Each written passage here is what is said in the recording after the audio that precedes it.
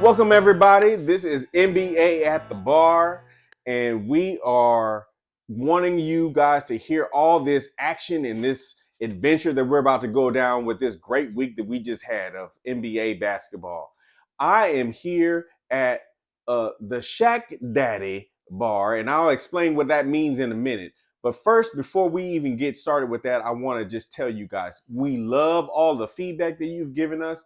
And please remember to subscribe, to like, and to download this podcast because we are all about the action of the NBA. And we're about to give you another episode of some real game. Okay. Now, with that being said, I said Shaq Daddy, right? I'm introducing another co-host to the let's say the lexicon of ATB Network. And I want to introduce him because he has ingratiated himself to allow us to use his bar. And the man that I'm bringing is somebody who's super knowledgeable on basketball and who's been around the game for a long time, just like we have, just like me and TA have. And that is my man, Shaq. Hey, what's going on, everybody? This is your boy Shaq over here trying to fill in for TA. I'm going to do my best and see if I can hold it down for everybody and keep the NBA at the bar rolling. Yeah, and I'm with it, man. You know, and he absolutely will. He knows the game, and we're about to get into it. It's what we drinking on. So first and foremost, I will tell you, I've stayed with what I did last week. I'm staying on this Lishmore, the blended Scotch. And for the sophisticates out there, they know that, Scotch is the way, the truth, and the light. So I'm all about it. And I think that my man is on the same kind of deal. What are you on? What are you drinking on, Miles? I'm rolling with Scotch. Now, we over here at the Shaq House. We're doing something new. So I'm going to keep it with the Macallan, the Lumina, or at least that's how I think you pronounce it. I don't know, but I'm drinking it. It's the new Macallan, so I'm getting with the we're keeping it classy and fly over here. Oh, word. Is that single malt? That's single malt. Oh man, look, bro. We're doing something different today. Oh man, he just trumped me. Okay, he went to the fancy style. Well, you know what? But we one way or another, we all gonna get there. So with that being said, the first thing that I want to talk about, because this has been a real interesting week. Who in the hell told the Orlando Magic that they were supposed to be good? I mean, the Orlando Magic, I think they're second in the East right now. They just got finished beating Boston. Boston with full compliments. They had Brown. They had everybody. They had their whole faculty of teams, and they lost. I think they might have even lost by more than 10. I couldn't even believe it. Why is Orlando good right now? Orlando's rolling. They're young. They're up and coming. I'm a little surprised, I got to be honest. I didn't see this all coming this fast. I always thought Pablo, I'm a big fan of Pablo, coming out, with Chet now, I thought he had the highest floor and maybe not quite the highest ceiling. Now, Chet had it's hard to have a higher ceiling than Chet until we see Wembanyama, right? Wembanyama, I don't know if he has a ceiling. Chet had the higher ceiling, but Pablo had the lowest floor. NBA body, ready to go. You got the Wagner brothers rolling. Yeah. I guess the real question, and they got a dog. I like Cole Anthony. I wasn't sure if I was going to be a fan of his, but he's a dog. He got that heart. I don't know how quite efficient he is, but the bottom line is, are they really ready? Are they really ready? It looks good now. It's early. It's easy to get excited. You get into the playoffs. You might get a first round win. I'm shocked. I'm a little surprised. No, you know what? I'm shocked too, bro. Yeah, I didn't see it coming. And the funny thing is, okay, so when you look at them, okay, they have the center at Bataz. They've got Banchero, whichever, close enough. Okay, but bottom line is, you know what? He's a versatile power forward. Then you have, like you said, the Wagner brothers. So you have Maurice Wagner, who actually was like a Laker draft pick, who's kind of been a throwaway most of his career, but he just messed around and had 27 against the Boston. So then you add in France. So France is their hog. That's the guy who's the day in, day out, I'm going to give you like 20 plus guy. But I think by all intents and purposes, before this season started, we said they are going to be bait. They're going to be the team that's going to be pretty good, but they're going to lose, right? So then you add in Anthony and Suggs. I'm shocked the fact that they have decided to come together. I got to give a lot of credit to that team because it's like, damn, you guys are messing around and being like the fly in people's ointment. You are number 2 in the East, and lo and behold, are you guys going to be somebody? I don't know. I think it's let's not get too excited like they're going to be somebody, but they're being somebody right now. Well, here's the thing. I've never seen a young team come out without banging their head into the wall. You got to learn how to close games. You got to learn how to win the close games. What we're seeing, I believe, with Orlando is just the beginning of that. They are just entering that phase where now it's like you're starting to get better. So we'll see come playoff time, is it real or not? Now, you get a decent seed.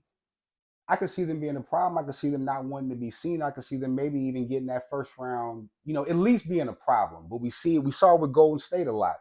Before they hit, you keep banging into the wall where it's like you got to learn how to close games. And that's the thing. Real talk.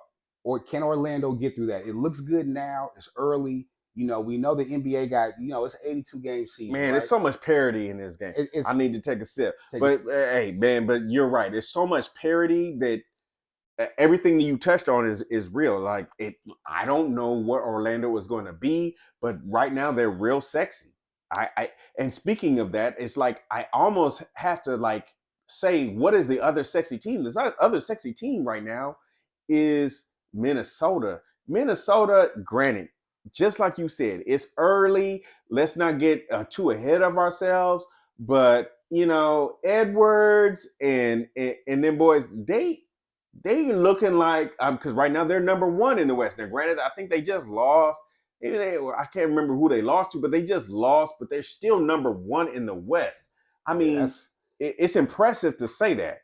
That is impressive. Now you got a bona fide hog. You got a bona fide superstar in Anthony Edwards. He's the real deal. Everybody else, again, we'll see what happens when you come playoff time. Can you win those close games? Now, I think they're a little further along that same path that I was just talking about. Now we got Cat. Cat numbered Stafford, no question, all the talent in the world, but is he a hog? Can he do it in the crunch time? And then you got Twin Towers. We haven't seen that really work. Have we ever really seen that work? I mean, maybe not since like Houston with Olajuwon and that's what I was thinking about now. Yeah, but that's the last time I can remember. And we really can't even say that worked actually because Ralph Sampson got hurt. You're right. Now what we're skipping though, what we missed out on, the only time we've really seen it work was David Robinson. David Robinson and Tim Duncan. That is real you're right. Twin Towers we've ever seen really work. You took the words out of my mouth. And that's a different type of Twin Towers because you had 2 dudes who could basically both score from anywhere. Yes. You know what I mean? So, you had, David Robinson face him up, kill everybody, and Tim Duncan is, very underrated. You're right. A hog. So they're definitely not Duncan and Robinson. No, but the Frenchman and Cat Townsend, those 2 guys are probably just from a physicality standpoint, they both are obviously real Twin Towers. They have the size, and that's the time you both have played 2 centers at the same time and have it conventionally work. And that's breeding dividends for them in this early going. So yeah. Okay. Oh, hold on. I gotta say this real quick. I still don't know if I'm a believer. Last time I seen Rudy Gobert, was he was in the rear naked choke from your boy. That's not really giving me a whole lot of confidence. Right. Yeah. We throw Draymond in jail for a couple of minutes just because that was uncouth. But they're winning. And then you got Slow-Mo on their team, and and he's doing his thing. UCLA. And so UCLA, real talk. Say we're gonna always represent the West, but you're right. It's early returns, so we can't get too excited about them. Granted, there's a lot of parity, and we're talking about the teams between 1 and let's say 5, or let's say anywhere between 1 to 1.5 games differentiating. So there's going to be a lot of flip flop, but you got to give a lot of love to them because they are doing it, and you got to just say they are doing it. So it's a little crazy because now it's another small market, and speaking of these small market teams stepping up, what about Indiana? Yeah, man, Haliburton. I feel like, you need to say it again. Haliburton. This dude, he's got it's a smorgasbord of talents. Smorgasbord. Yeah, it is a smorgasbord. Yeah, real talk. He's somewhere in between I've likened him to, let's say, in my estimation, I liken him to an Allen Iverson, and the only reason that I say Allen Iverson is because he has shakes like him, and TA was saying that he's more like Isaiah Thomas but he's really efficient. The bottom line though is that he's a playmaker and he's a guy who can score, and he's like score in bunches, and he has the ability to pass and play make. Whoa. Wait, like Isaiah? And who'd you say first? AI? Is that who we comparing him to? Well, only reason that I bring up AI is because AI was so ball dominant, and this guy is ball dominant on his team.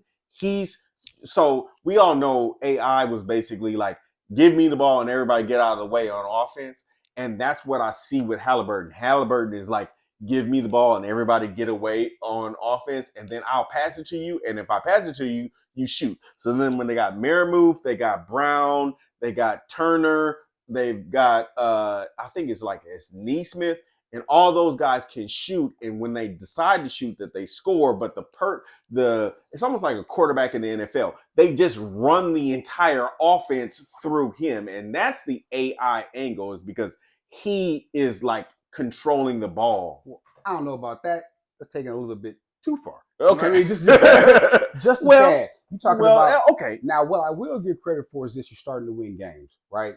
You can always ask yourself, are these numbers real or are they inflated? You know what I mean? We look at people, I mean, you throw like a Kevin Love or something like that. You're putting up huge numbers, but are you winning games? Can you do it when it matters? That's the question I have to ask. So, I don't know if we're going, first of all, AI.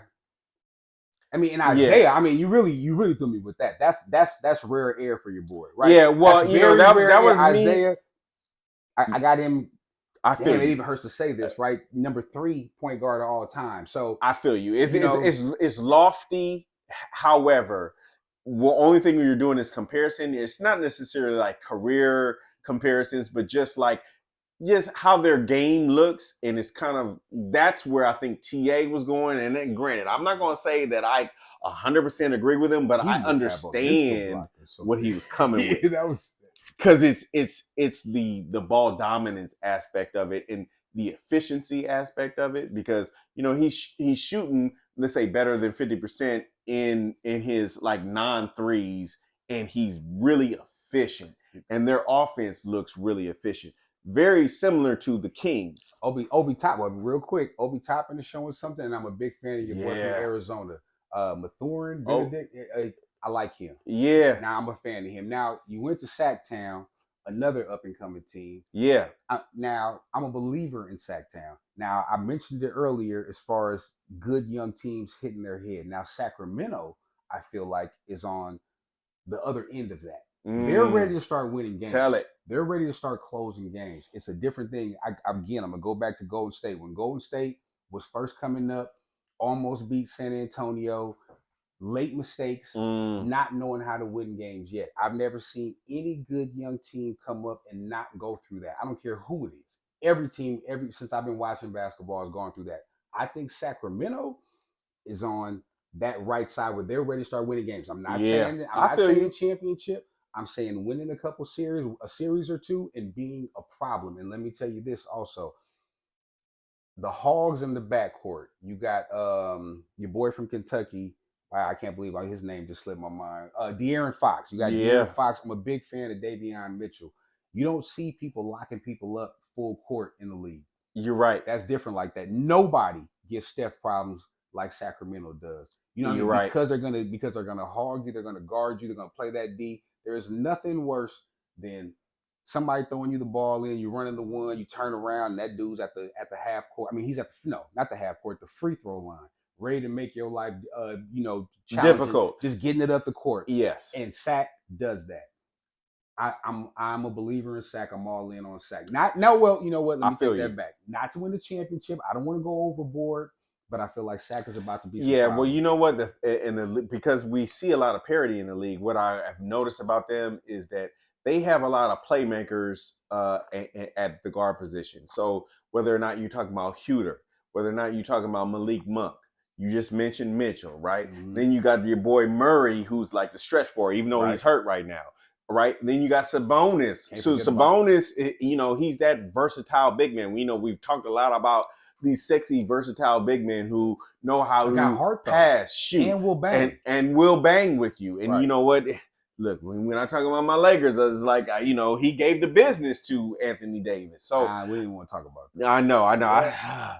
I told myself I wasn't going to go there. That. Yeah, I wasn't going to go there, but just staying on Sacramento, it's like that's what I've noticed when I brought up the Pacers is that the Pacers have a similar kind of like ilk in terms of their lineup because you mentioned Marmouth. I mentioned Neesmith. You were talking about Haliburton. Haliburton very similar to their point guard. It's just they have a offensive efficiency that is evident, and then it's just can this team with Turner like be have enough defensive efficiency to catch up to their offense to really be scary? And that's what you're kind of seeing. It's like Indiana could be scary. It's just will they, because they're young and they're gazelles, will they?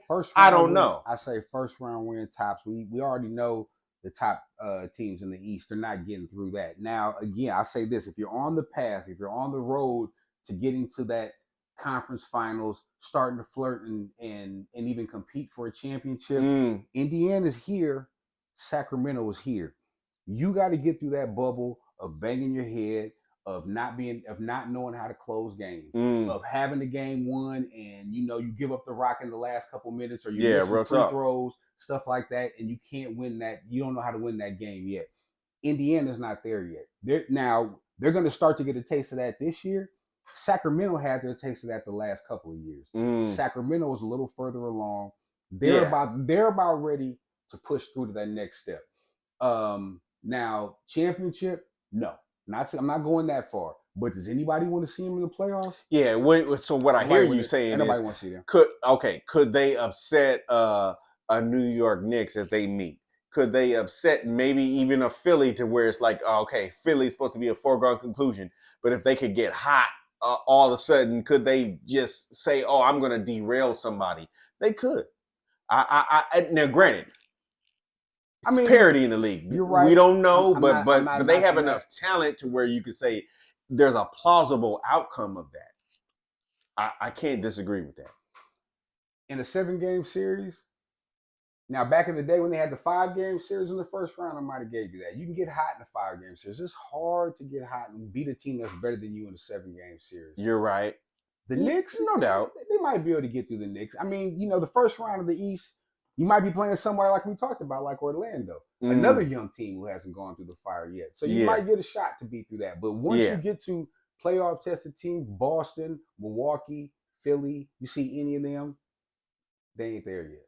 They're on their way. No, they're not. Listen, I don't think they're breaking out of the Power 3 or the Power 4, meaning like on the East, we're talking about Boston, Milwaukee, Philly. I don't necessarily see that they're breaking through, but they could mess around if, let's say, any of those teams have an injury and they're young enough to, and they're not knowing enough and dumb enough to where, dumb in a positive way, that they could not even necessarily know where they at. They just doing what their coach is telling them, and they could believe in themselves just enough because what they've proven thus far in this early season is they have enough offensive talent to where it could be a problem. That's it. Going opposite from a team that's up and coming, let's stay out in the East. What about Detroit? Oof. What about a team we thought was going to be up and coming? Yeah. Detroit has really disappointed me.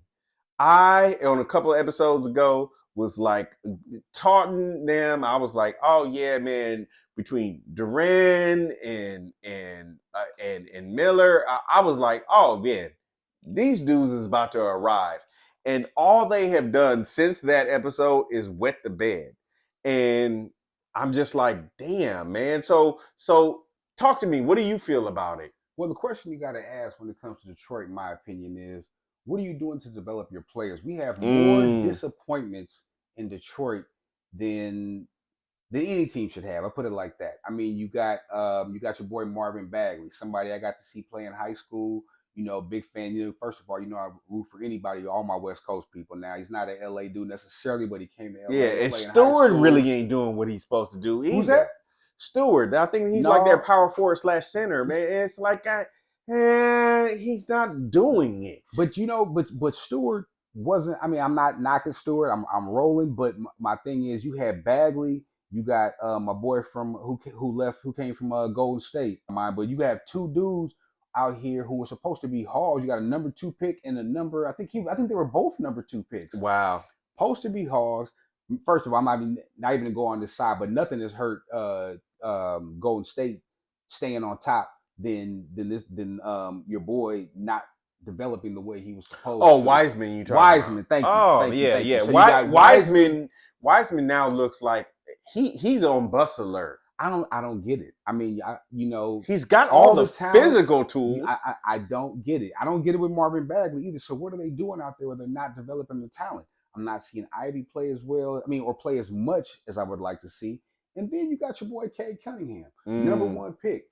Now, Cade, nice game, got a lot of tools in his bag. Nice game. But the issue with that is, I feel like one of the challenges he's going to have to overcome, is lack of explosion, right? If you're not explosive, if you're not breaking and getting by your man all the time and getting to the paint and being able to create, mismatches, being able to bring somebody to you so you can, get somebody else open, the game is going to be harder. You're trying to get to the rack. You're not an above the rim type dude. So it's a struggle to finish.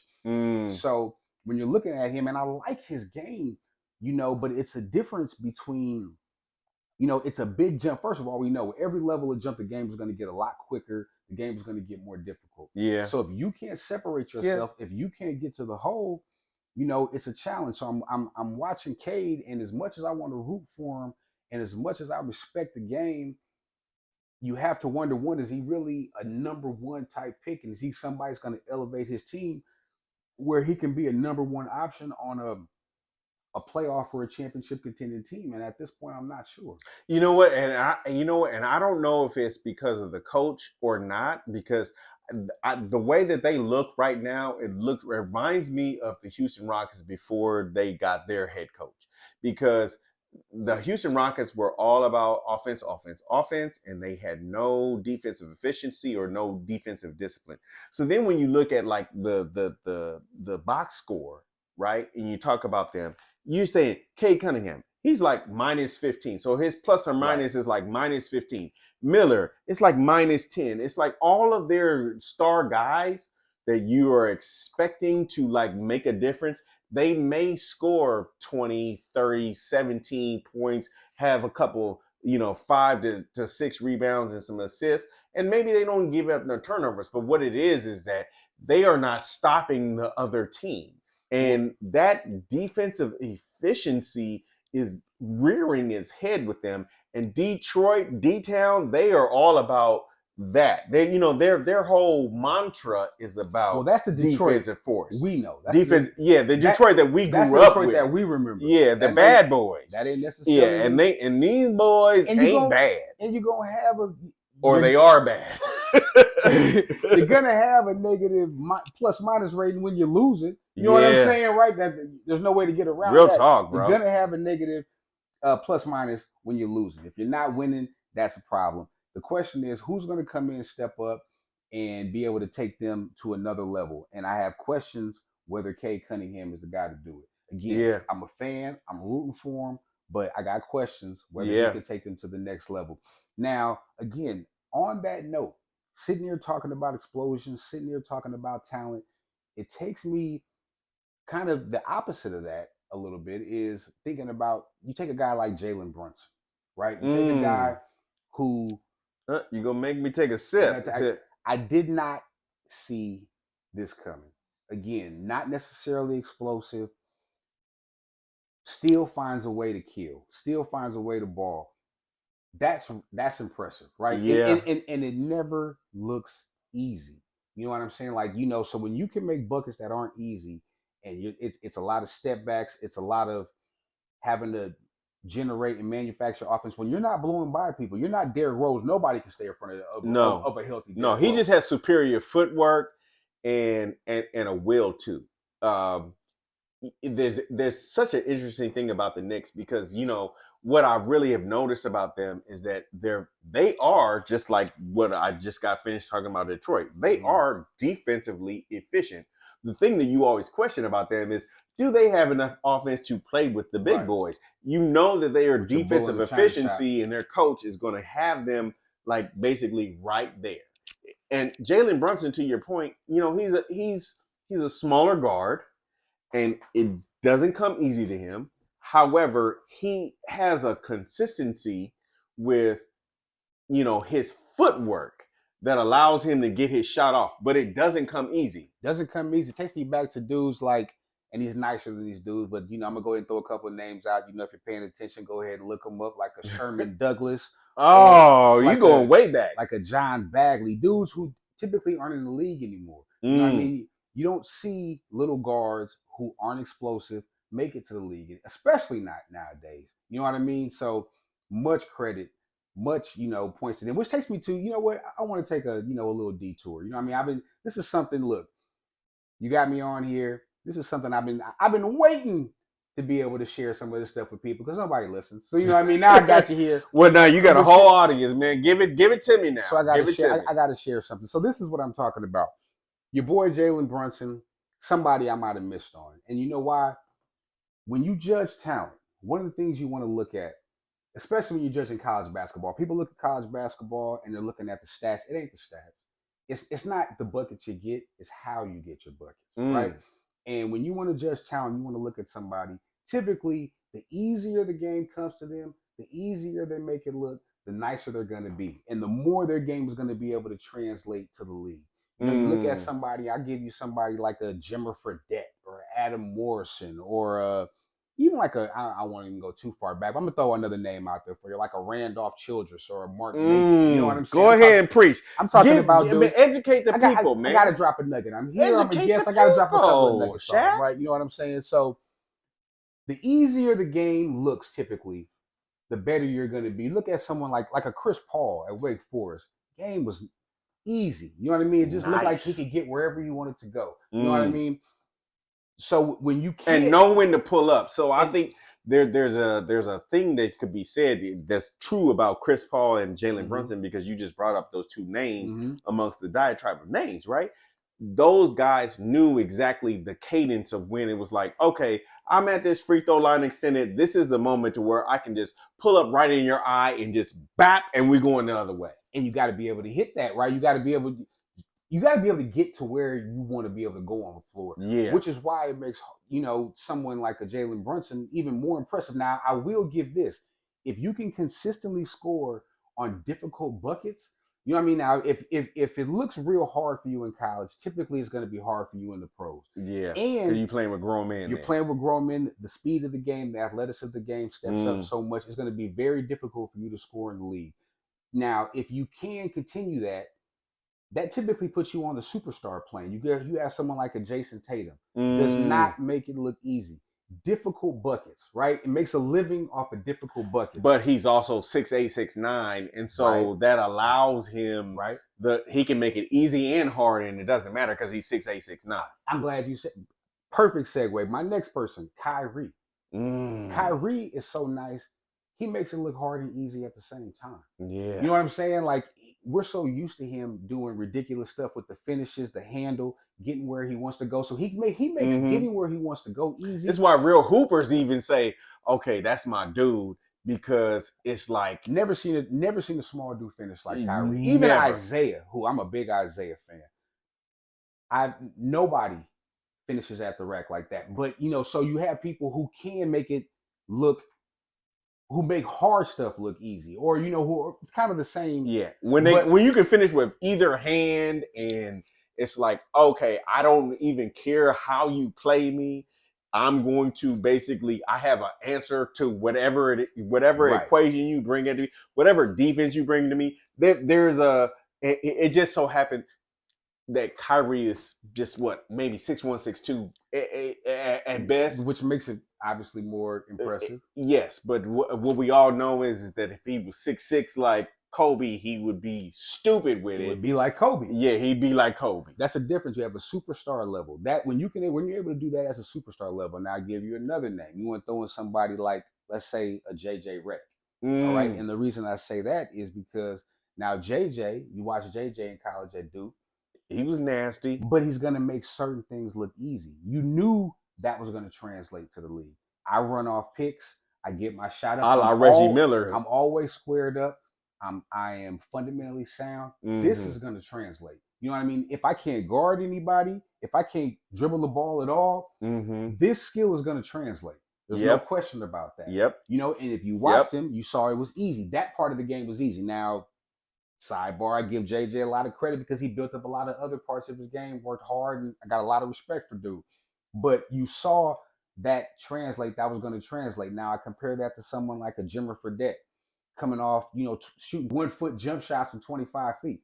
That's not going to translate. No one's going to sit, there's no coach or nobody's going to sit on the sideline and watch you fire up one leg 25 footers and think that, you know, you got so much game that we got, you know, 4 of the NBA other players are going to sit here and watch you shoot 37 times. You're right. That's not going to translate.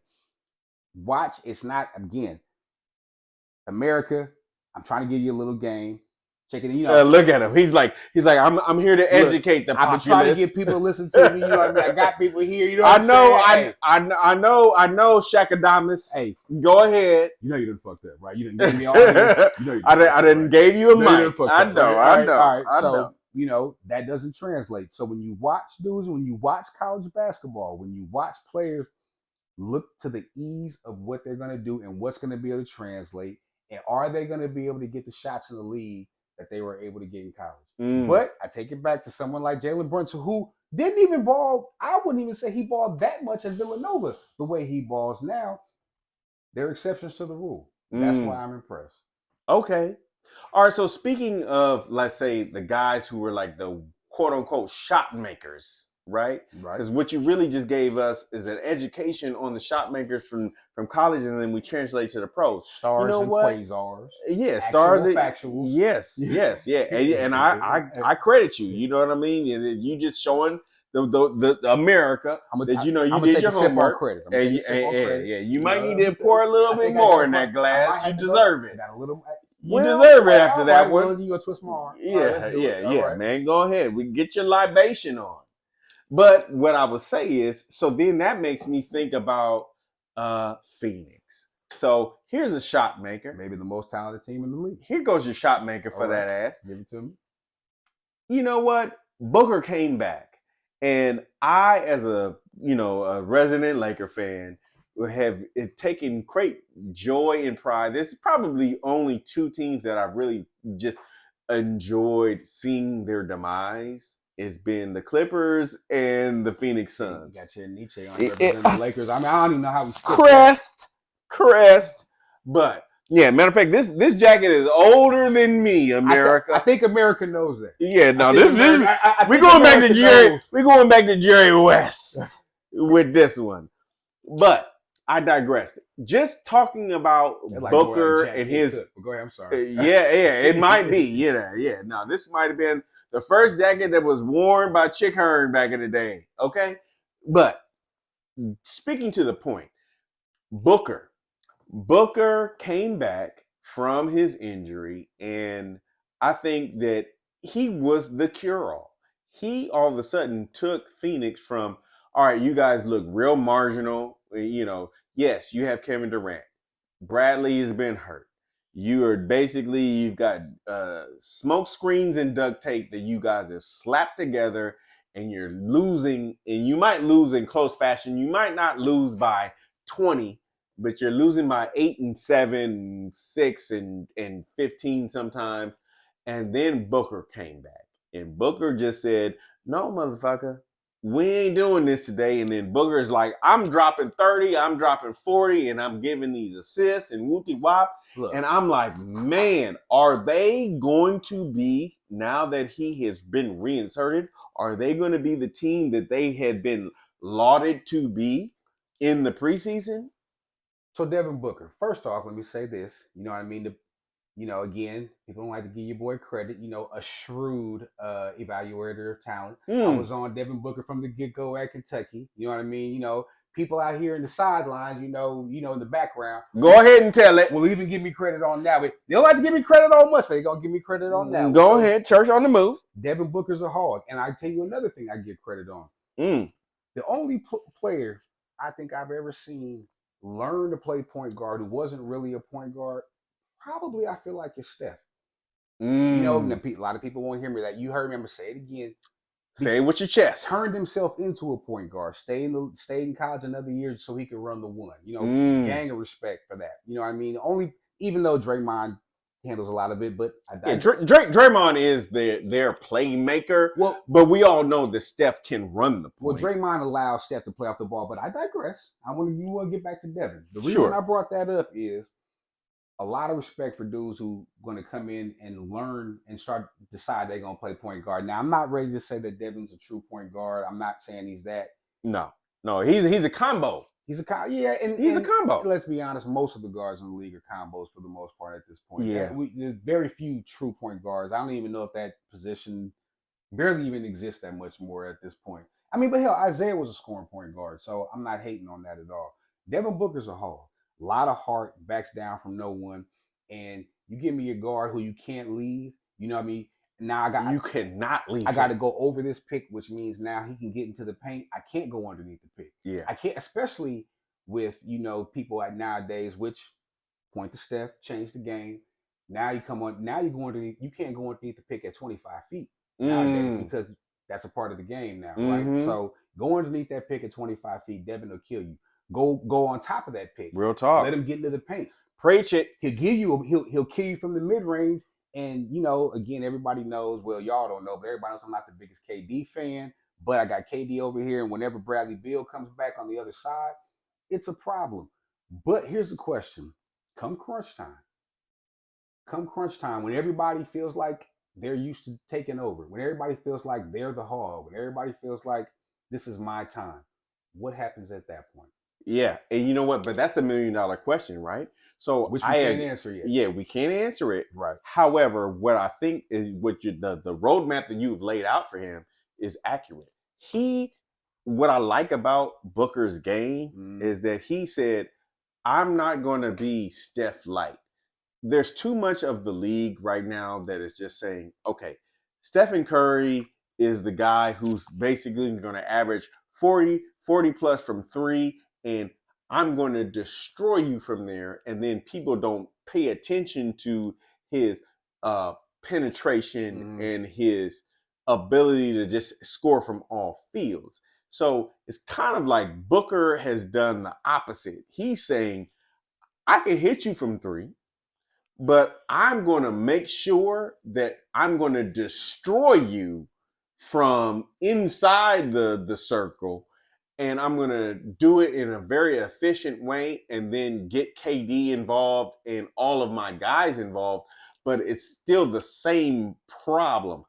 If that guy has the ball, chances are he's going to score. He just has agreed within his own mindset that I'm most efficient just getting it inside the circle. But guess what? I can whoop your ass out here if you leave me. I'll hit you with that three, but I'm not living out there. And I think that there's too many teams that try to copycat the success of Golden State and what Steph does, and they do it to their own detriment. I don't disagree. First of all, you can't copy Steph. I put Steph over here in the category. Yeah, he's an alien. I put him in the category by himself. Changed the game completely. Somebody's a hog when they change the way the entire game is played. Yeah, not a la Shaq, a la Shaq, a la Kobe, Shaq. Jordan. Right? No, you know what? And since you threw that out there, I won't even put Kobe, maybe Jordan in that. But let me tell you to the nature, and again, where I'm getting off topic, but we're here, so I'm gonna go ahead and go ahead, give it to me. When you learn to play basketball, I'm gonna tell you how much Steph changed the game. When you learn to play basketball, what you learn is somebody beat their man. If my guy's out here guarding Steph beats my man. I've been playing my entire life. What I've learned is I step in and I help. right? Or you might have said this wrong. Let's say I'm guard Steph and this guy beats him. Steph has changed the game so much that I'd rather give a layup. I won't leave my man. I'll stay with Steph stuck over here at the 3-point line because I'm and that watch terrified. this dude score because I'm not going to give up this three. That's an entirely different way. He's changed the construct and the concept. The game, and you still see it to this day. Even now, people still have a hard time. Like, why does Steph get left? Because we are trained. You are ingrained when you play basketball to help. So the guy gets by, got to step into the paint. Now I left this dude over here, and Steph is shooting it from 30 feet. You can't guard that. As soon as he crosses his half court line, you can't guard that. He's ready. So to take it back to Devin Booker, I don't even think Devin Booker is even really necessarily thinking about Steph. Devin Booker is doing Devin Booker. But what Devin Booker can do that Steph can't do is when I get in this mid-range, I can shoot over you a little bit more. You know what I'm saying? Yeah, because I'm a couple inches taller. I got a couple inches on. He's got that Kobe body I can get style. what I want. I still, and real again, talk. And you already acknowledge this. When it's going to be tough for them is crunch time. You got three people used to having the ball in their hands at crunch time. But that being said, these dudes are pros. I'd like to think, they'll figure that piece out. I just don't know if it's going to be enough to get past a true team that doesn't play my turn, your turn basketball. And that's what you don't see enough in the NBA. What you see too much of in the NBA now is my turn, your turn basketball. Now with Phoenix in the players they have, they almost have to play my turn, your turn basketball. But a team that doesn't necessarily do that, and why it's scary, and why they won the championship is the Denver Nuggets. Yeah. Right? They don't play my turn, your turn basketball. Now you have two players who, with Phoenix, you have three players who do similar things. With Denver, you don't. You have two stars. Matter of fact, they have pieces. Yeah. They have a team. They have a team that can fit together where everybody knows their role. And you have Jamal Murray and say it again. Everybody knows their role. Everybody knows their role. Jamal Murray that part. And Jokic, their games naturally complement each other. Yes. It's very hard to replace. It's you know what? I'd say this. It's very hard to beat teams that naturally complement each other. Our games naturally complement each other with your turn, my turn basketball. You're right. The last time that we saw this in the league, and I have to just say this, it was Kobe Shaq. So the last time you saw your turn, my turn type of basketball was when it was Kobe as the quote unquote penetrator and Shaq as the dominant inside presence, and then him kicking out to the Robert Ory's and the Rick Foxes and so on and so forth. And what I would say is that I've seen with Denver is that they have, let's say, unbeknownst to them, they weren't trying to do this. It's just Murray was the guy, and then they have a solid power forward. They've got a solid small forward who can score and who can stretch. But it's really about Murray and Jokic in their abilities to complement one another in that perfect cadence. And that's, to me, the last time that you've actually seen that and then have it result in an actual ring. And that, so tell me if you disagree. So I'll say this, right? I mean, and I don't know if you look, actually, I feel like Shaq and Kobe is a good comparison for the fact that they're not necessarily playing my turn, your turn basketball. Shaq and Kobe played my turn, your turn in the regular season. Come playoff time, Kobe, when Shaq was there, would alter his game. You know what I'm saying? Kobe would, in my opinion, when it was time to play the right way, Kobe knew how to do that. And I feel like their team is more, I mean, you had Shaq and Kobe, whose games somewhat naturally mesh. Now, and then here's the thing. Even Detroit, right, the team that beat the Lakers, that was a team that knew their roles. Now, you counter that with the team. Now, here's a team I thought won a ring with my turn, your turn basketball. Maybe the only team that I think has really won a ring with my turn. Okay, give it to me. Who do you think? Miami Heat. LeBron and D Wade. That was my turn, your turn basketball, right? And D Wade had to understand, like, I got to take a step back. I'm as hard as I am. LeBron got to do it. LeBron and then Chris Bosh had to take 2 steps back. So now I just got to sit here and wait for jump shots. Yeah. To me, that was more of a team. That's a successful team that played my turn, your turn basketball. Okay. I'm not sure I could think of another team that's won a championship that's done that. Well, I tell you what, brother. I don't know about you, but I need a little bit of this leftover turkey to go ahead and fill in some of this drink. Yes. You know what? I think we beat the horse. I think we beat the horse to death. And guess what? And this was a great, not only just talking about the week, but we just talked about some good basketball, and we gave these people a little bit of history lesson. Go ahead and YouTube some of this stuff we talked about, because you know what? We gave you some game. Okay. And on that note, ATB. I don't know about you. I feel a little bit lighter. Did you get it off your chest? Got it all. Church on the move, and we out, baby.